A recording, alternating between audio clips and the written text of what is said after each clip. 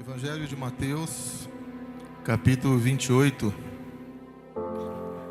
apenas 2 versos, ocasião em que eu cumprimento a todos os irmãos com a graça e a paz do nosso Senhor e Salvador Jesus Cristo. Não apenas vocês que estão aqui presencialmente conosco, como já foi dito na abertura do culto, mas também a vocês que estão nos acompanhando em casa, ao vivo, ou irão acompanhar em qualquer outro momento, em qualquer outra ocasião. O Evangelho de Mateus, capítulo 28, leitura que eu faço em nome do Senhor Jesus, os 2 versos finais, versos 18 ao 20, e diz assim a palavra do Senhor: E chegando-se Jesus, falou-lhes dizendo: É-me dado todo o poder no céu e na terra. Portanto, ide, ensinai todas as nações, batizando-as em nome do Pai, e do Filho, e do Espírito Santo, ensinando-as a guardar todas as coisas que eu vos tenho mandado. E eis que eu estou convosco todos os dias, até a consumação dos séculos.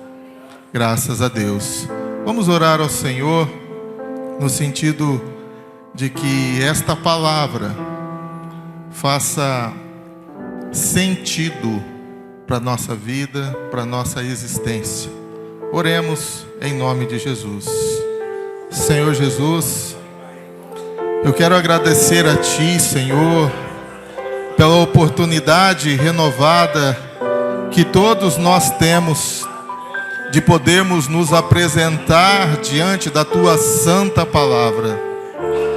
Meu Deus, eu sei das minhas limitações, das minhas falhas e imperfeições, mas aqui o que está em xeque, o que está, Senhor, como alvo e objetivo, não é a minha pessoa, mas sim a Tua santa instrução, a Tua vontade, o Teu desejo, as Tuas, Senhor, orientações a nosso respeito. Por isso eu peço em nome de Jesus, perdão, Senhor, pelos nossos erros, pelas nossas falhas. Pai, em nome de Jesus, faça-nos tirar proveito máximo destes poucos minutos que vamos passar aqui, no momento de reflexão, de pensar sobre a Tua palavra, mas que estes poucos minutos nos transforme, nos faça sair daqui cheios, envolvidos com a Tua presença, cercados pela Tua misericórdia, companhia, Senhor, real e plena do Teu Santo Espírito. É o que pedimos em nome de Jesus. Fale comigo, fale por meu intermédio, instrua-nos a uma só voz. É a oração que pedimos no nome santo e poderoso de Jesus Cristo. Aleluia, Senhor. Graças a Deus. Graças a Deus. Eu não sei você, mas a palavra que fica bem realçada, bem presente, bem forte na minha mente quando nós lemos e relemos. Eu sei que a maioria aqui já leu esta passagem inúmeras vezes, mas a palavra que fica bem forte, que fala mais alto na minha mente, na leitura desse texto, é a palavra que está sendo projetada aí, que é o tema e o assunto, principal da nossa meditação. Você pode repetir comigo em alta voz? No 3, a palavra é 1, 2, 3. Engajamento. Eu acho que dá para engajar um pouquinho mais. Mais uma vez, a palavra é engajamento. Agora sim, até o Davi já estou aí, Muito bem, engajamento. Uma palavra da moda, né? Palavra atual. Mas você já parou para pensar no que significa esta palavra, engajamento? Qual a importância que ela tem? O que ela representa? O que ela significa? Qual a mensagem que esta palavra traz? Engajamento. Foi feito um estudo recente para falar e analisar sobre os efeitos da comunicação ou estratégias para a comunicação logo após o Covid, né? A pandemia da Covid-19. E o tema principal, ou o pensamento comum, o pensamento geral, que foi encontrado através das pesquisas, como resposta das pesquisas, foi que duas situações eram e são e continuarão sendo necessárias para que a comunicação, para que haja resultado, tanto nas empresas como em qualquer outra atividade. A primeira, por incrível que pareça, foi a palavra inovação. Chegou-se à conclusão, através do resultado das pesquisas, dos estudos, de que é necessário inovar em qualquer meio, em qualquer área, em qualquer setor. É claro que estamos falando aqui sobre a palavra de Deus, mas como inovar a palavra de Deus? Não pense você que eu vou virar piruleta, cambalhota aqui, plantar bananeira, nada disso. Porque a palavra por si só se renova a cada manhã, a cada oportunidade. Então, a palavra de Deus, a Bíblia Sagrada, ela vai de encontro à necessidade ou ao meio que é necessário se empenhar para alcançar resultados, a inovação. E a palavra de Deus é assim, por si só ela se renova. Mas, ao tempo em que a inovação é necessária em qualquer setor da humanidade, quer seja no trabalho, quer seja no meio espiritual aqui, no caso da igreja, né? Nas atividades da igreja, uma segunda palavra ocupa o lugar da inovação e passa a ser prioridade, acima até da inovação. Repito, a inovação é necessária, a inovação, ela acontece, nós vivemos e acompanhamos, ninguém aí está alheio aos fatos, às novidades, aos acontecimentos. Ninguém vive numa bolha a ponto de não saber o que está acontecendo. Mas essa segunda palavra é justamente a palavra...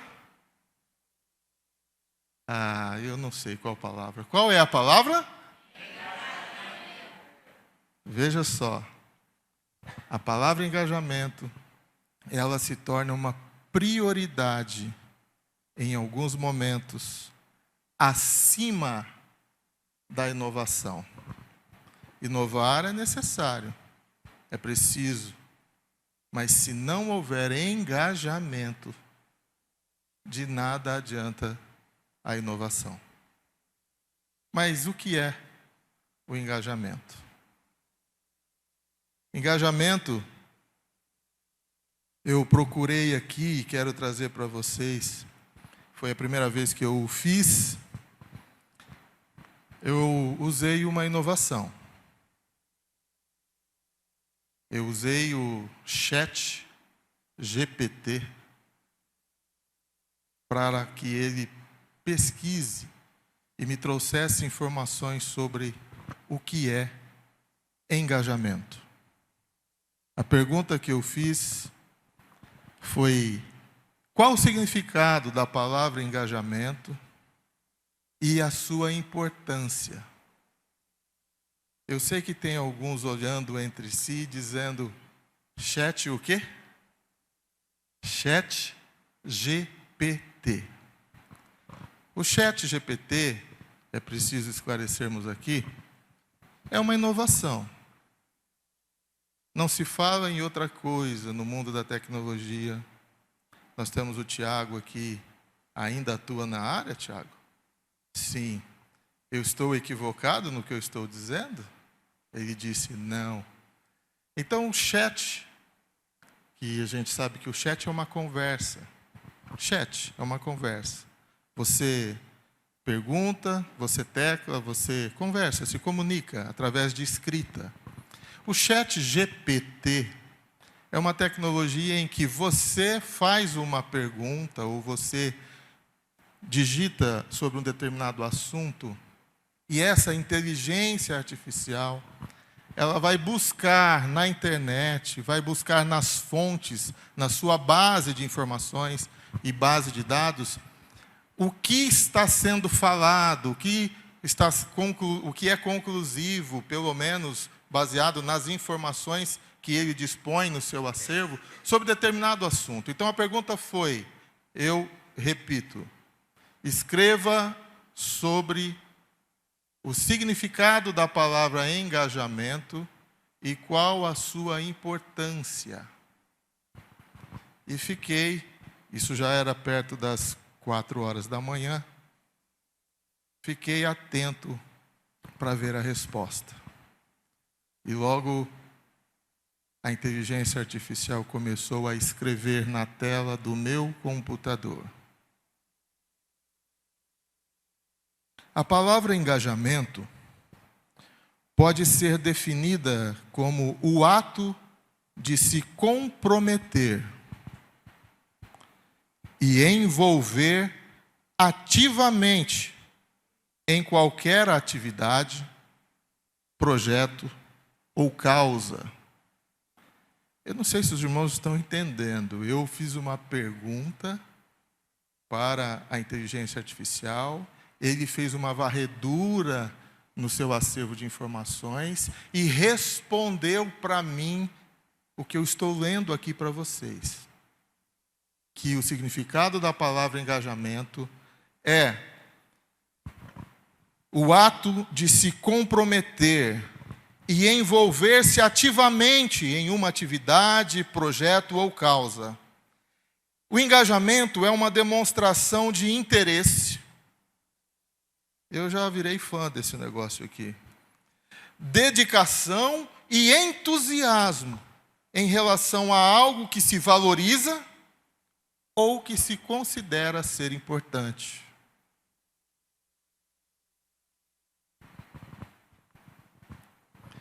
O engajamento, e ele continuou escrevendo, o engajamento é muito importante na prática, pois é um fator determinante para o sucesso de uma iniciativa.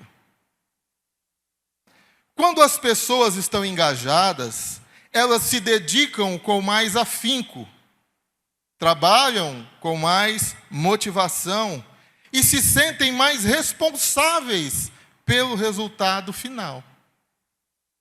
Sabido ele, né?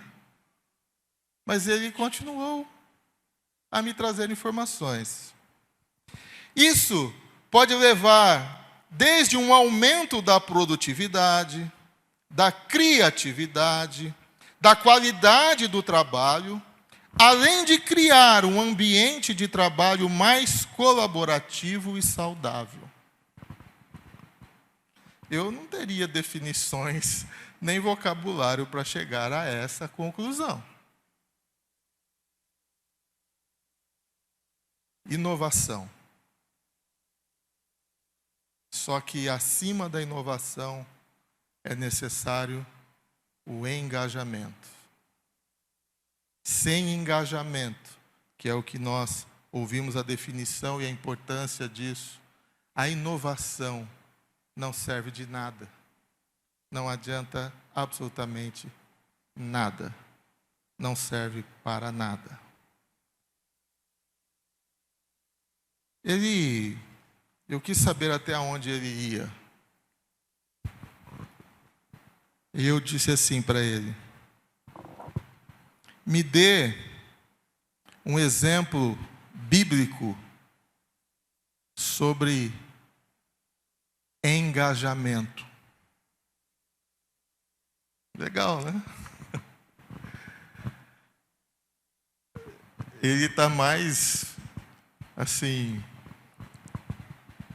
Bom, deixa eu deixar os comentários para depois. Ele disse assim: o exemplo bíblico de engajamento pode ser encontrado em Atos dos Apóstolos, capítulo 2, dos versículos 42 ao 47. Ele não apenas citou o texto, mas descreveu o que estava, ele anunciou o que estava escrito lá. Ele disse: nesse trecho, e nós sabemos o que está em Atos, capítulo 2, sobre a igreja primitiva, sobre a comunhão dos irmãos, mas o que me surpreendeu foi ele saber e definir, e eu usar como base até de um exemplo de engajamento, exemplo bíblico. Se ele errou, eu errei também, porque eu endosso o que ele me trouxe de informação. E ele disse: nesse trecho, é descrito como os primeiros cristãos se engajaram na construção da igreja primitiva. Eles dedicavam-se à instrução e aos ensinamentos de Jesus. Priorizavam a comunhão entre os irmãos. Partilhavam os seus bens e cultuavam a Deus em conjunto. Eles estavam tão engajados nesta causa que vendiam as suas propriedades e distribuíam o dinheiro entre si para garantir que ninguém passasse necessidade. Esse nível de engajamento permitiu que a igreja crescesse rapidamente e se tornasse uma força poderosa para o mundo da época.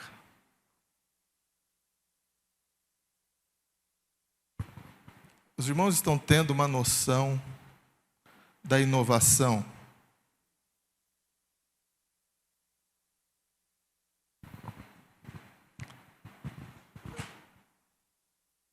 Eu pedi outro exemplo bíblico e ele me deu, mas isso fica para uma outra oportunidade. Aí eu pesquisei sobre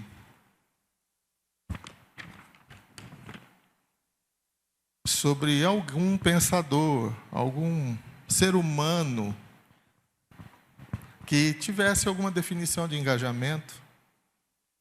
E ele disse assim, ele escreveu assim nas suas palavras. E fez um comentário que já não encontrei no chat GPT. Interessante. O ser humano, o pensador sobre o assunto, ele disse que nas empresas, 85% das pessoas, dos trabalhadores, não são engajados com o seu trabalho. E esse percentual se estende a outras organizações. Ele disse que essa pesquisa sobre o engajamento no trabalho envolveu cerca de 1.800.000 profissionais em 230 organizações de 73 países diferentes. Veja que a nível mundial, o engajamento é uma meta a ser perseguida. Ele fala, esse autor, sobre a dificuldade que nós, seres humanos, temos para se engajar. E vocês sabem o que é o engajamento, eu já disse aqui.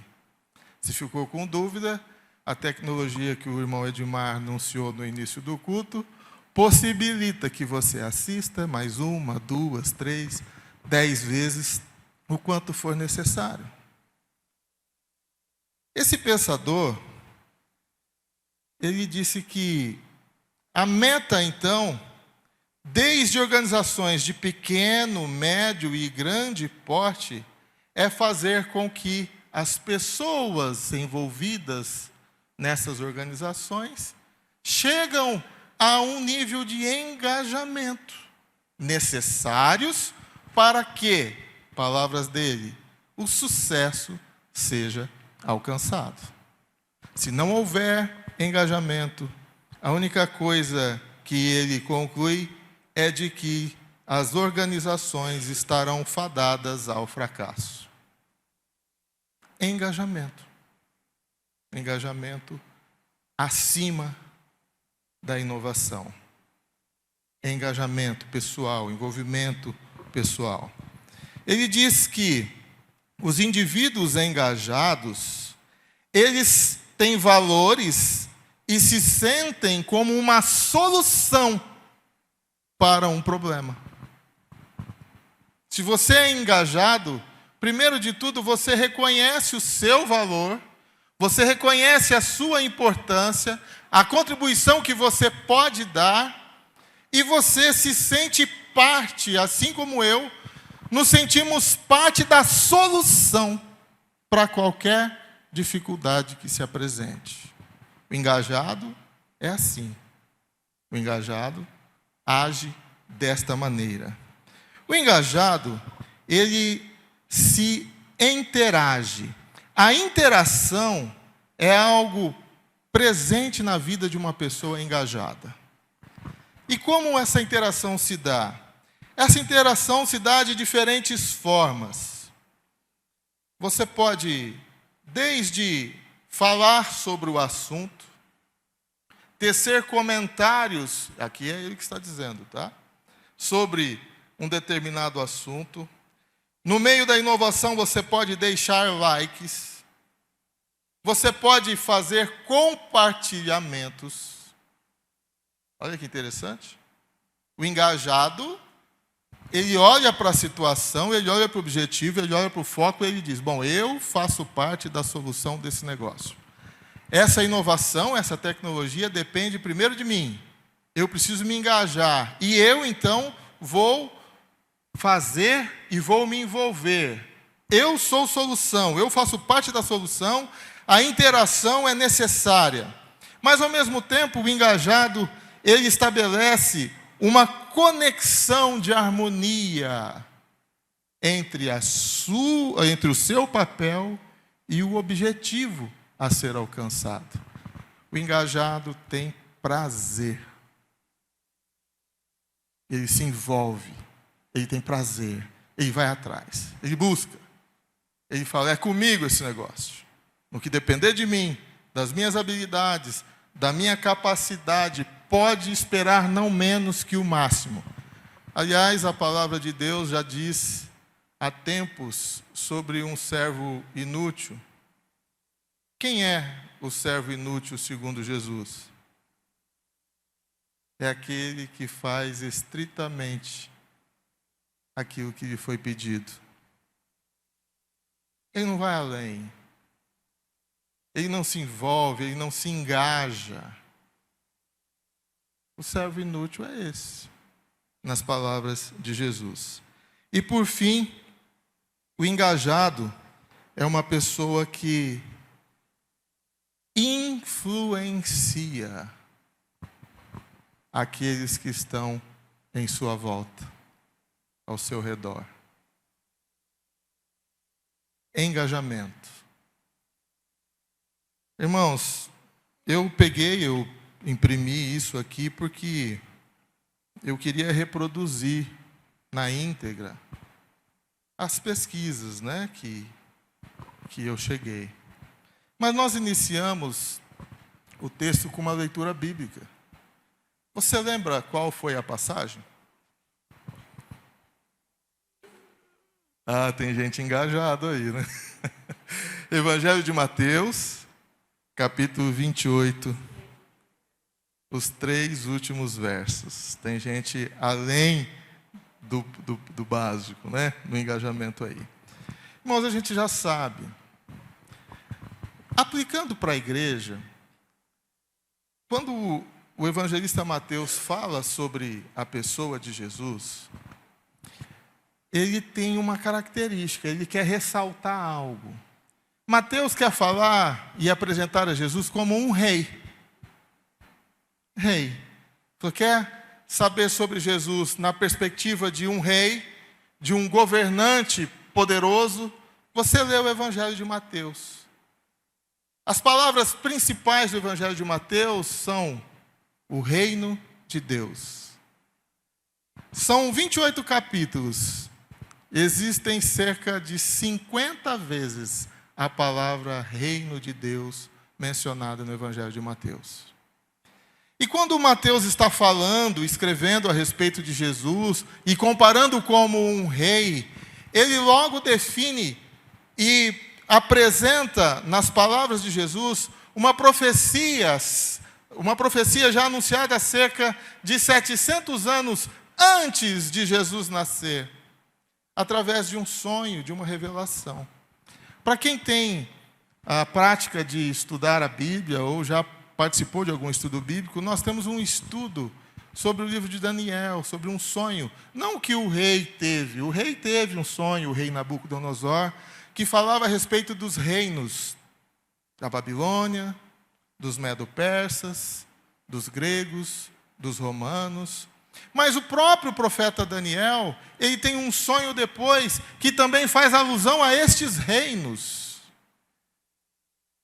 E o profeta Daniel, no seu sonho, no capítulo 7, verso 14, ele relata que foi dado num determinado momento a uma pessoa, foi dado todo o domínio, o poder, a honra, a majestade, e foi-lhe dado um rei eterno, que nunca se findará e que nunca se acabará.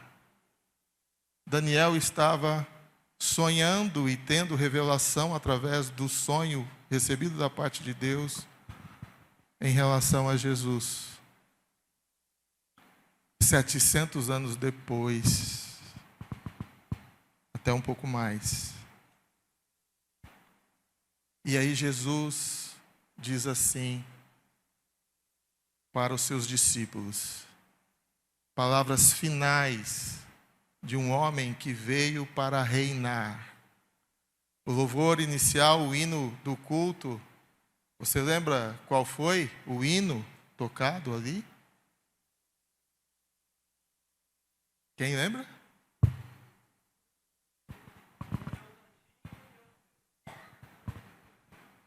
O primeiro.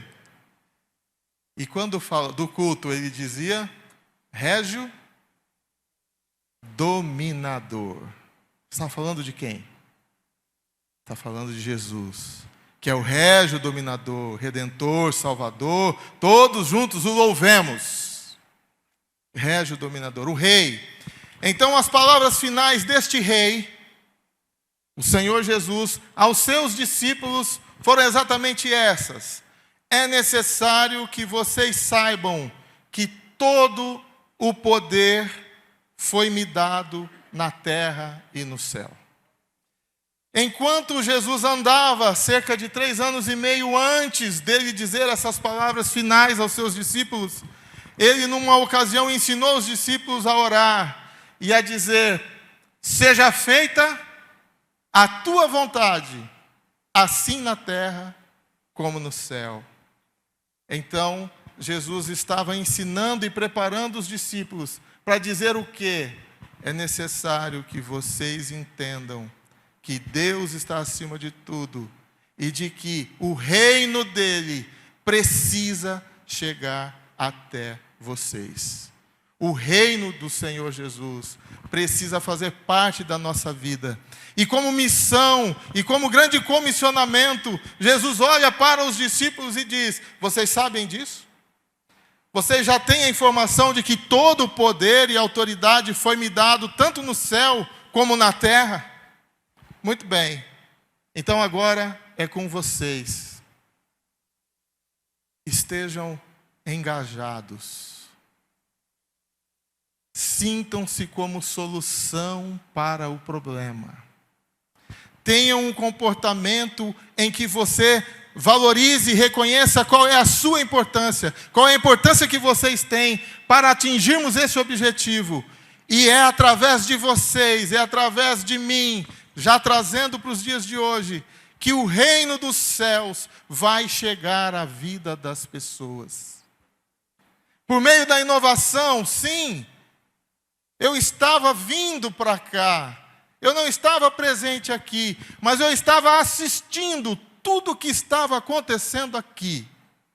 E mais uma vez, eu sabia que faltou engajamento para eu chegar no horário. O desespero do grupo de louvor. Teve que sacar mais um, que era para depois da mensagem. Eu também tenho culpa. Você acha que eu também não preciso me engajar? Irmãos, e eu fico pensando aqui, Jesus falou assim, então, para os engajados, ele disse, para os engajados, vocês precisam ir e ensinar as pessoas. E depois que elas aprenderem ou tiverem acesso à informação, ao conteúdo, ao ensinamento, vocês precisam se engajar ainda mais. Sabe por quê? Porque esta pessoa precisa descer as águas do batismo.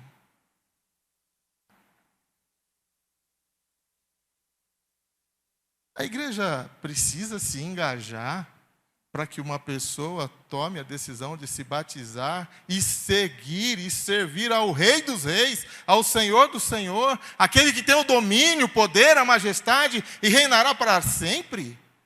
A igreja precisa ter envolvimento e participação numa decisão pessoal. Irmãos, quem já acompanhou o estudo bíblico sabe. Vai começar um estudo bíblico numa casa, então já logo se mobiliza alguém, alguma mulher, alguém para cuidar das crianças. Quando tem criança, para que as pessoas que vão receber a instrução e a orientação da palavra de Deus tenham liberdade. Mas já começa a organização das crianças. Quem vai cuidar das crianças? E enquanto os pais estão recebendo a instrução, as crianças estão também recebendo os cuidados, né? Mas, e depois? Depois que termina, o que acontece? Depois que termina, vai que alguém quer comer alguma coisa. Então você já se mobiliza para o lanchinho.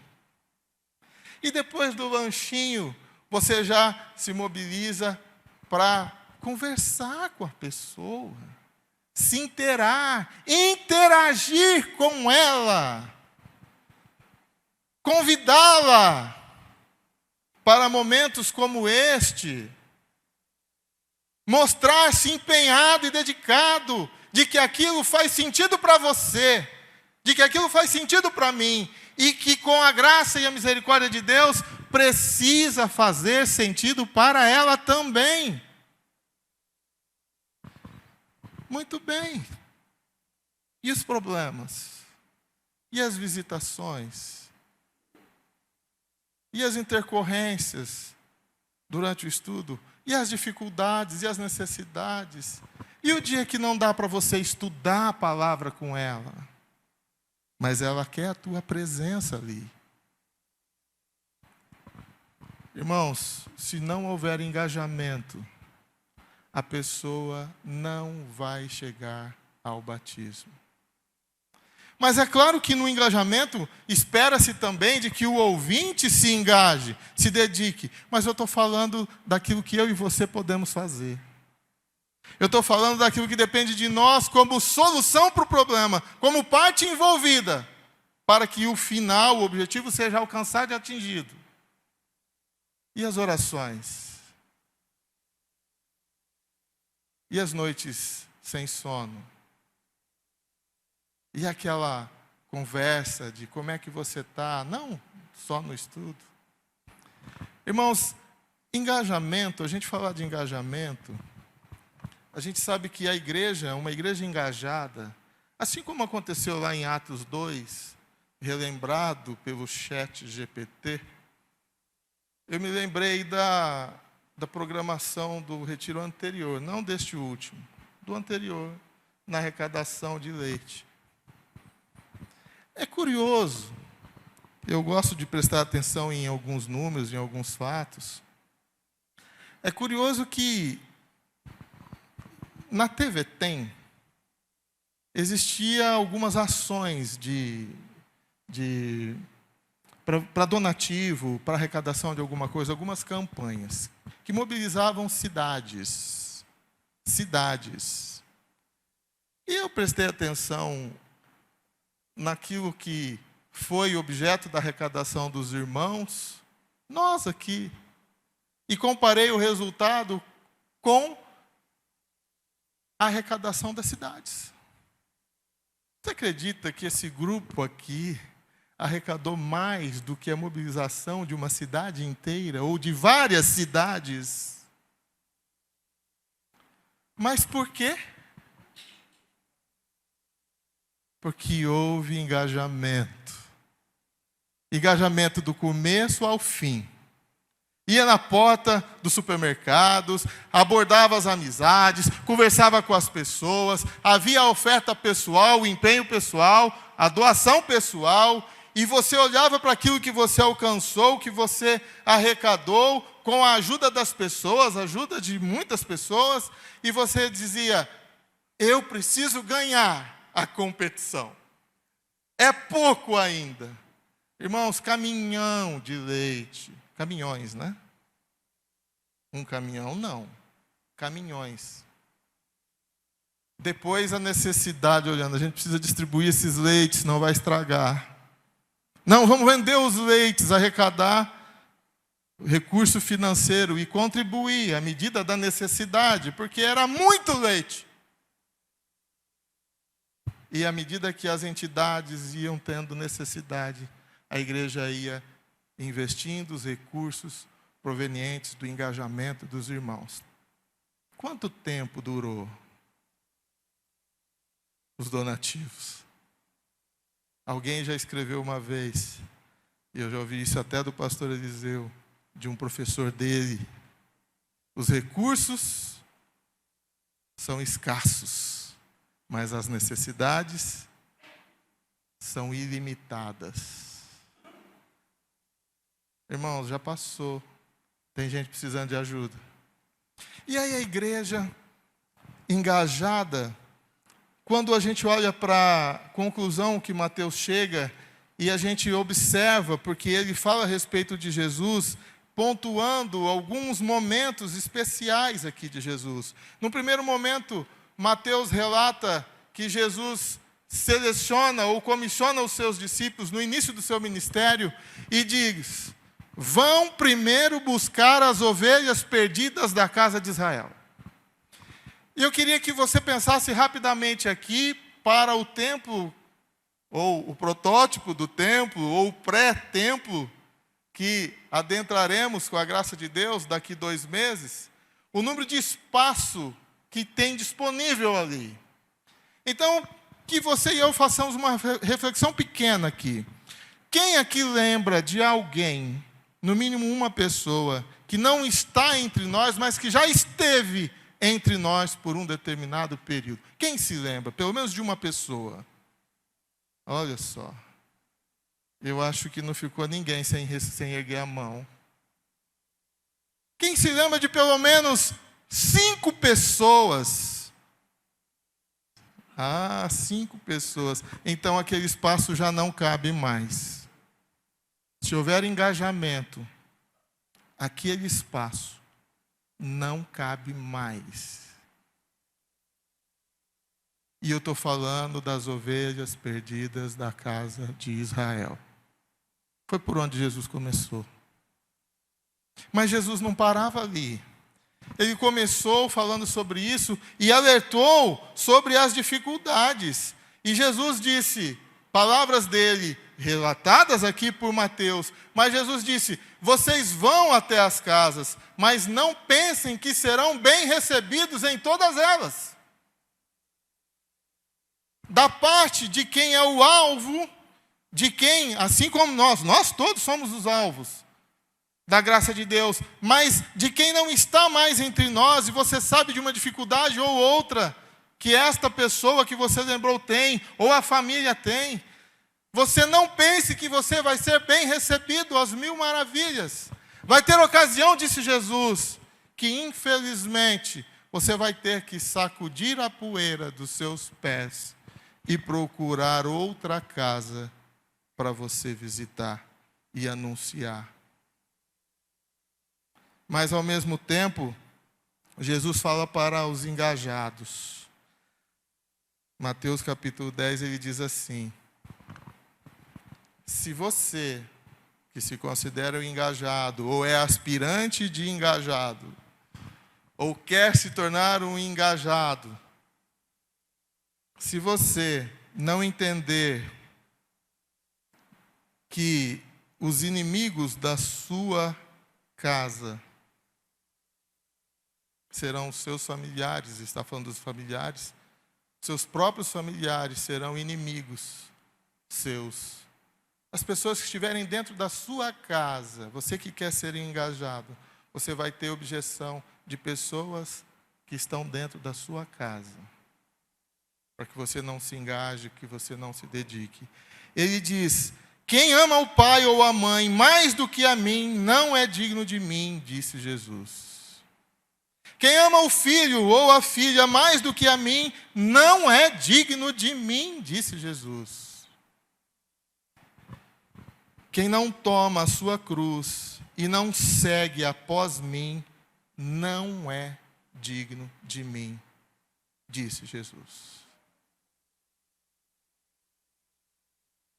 Quem achar a sua vida, vai perdê-la. Mas o engajado, ainda que perca a sua vida por amor a mim, a encontrará para sempre. Veja que interessante. O tempo não nos permite avançarmos mais. Mas eu quero que o grupo já se posicione aqui. Depois do louvor, nós temos uma surpresa. Nós temos uma proposta. Nós temos uma iniciativa.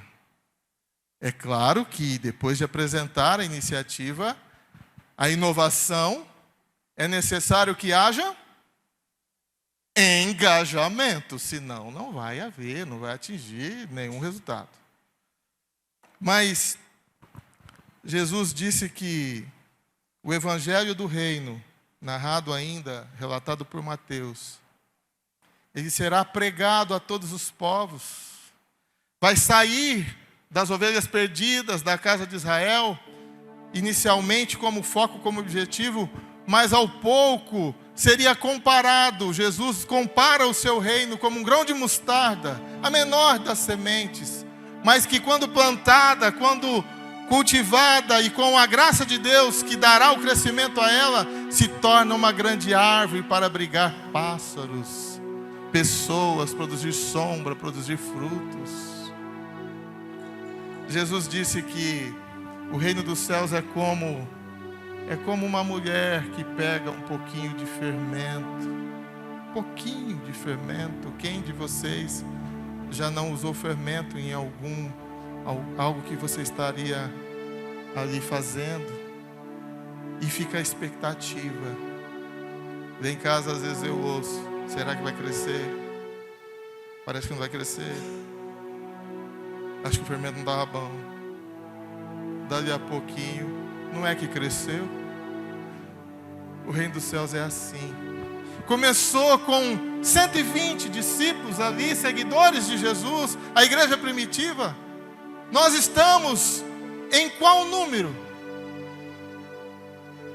Mas não é o número, é o engajamento que vai fazer a diferença para alcançarmos o propósito de Jesus através do comissionamento que Ele deu a nós. Vamos ficar de pé. Nós vamos orar, porque depois do louvor, é claro, porque Jesus disse que Jesus disse que este evangelho será pregado a todos os povos, a todas as gentes, em testemunho às suas promessas, e depois virá o fim.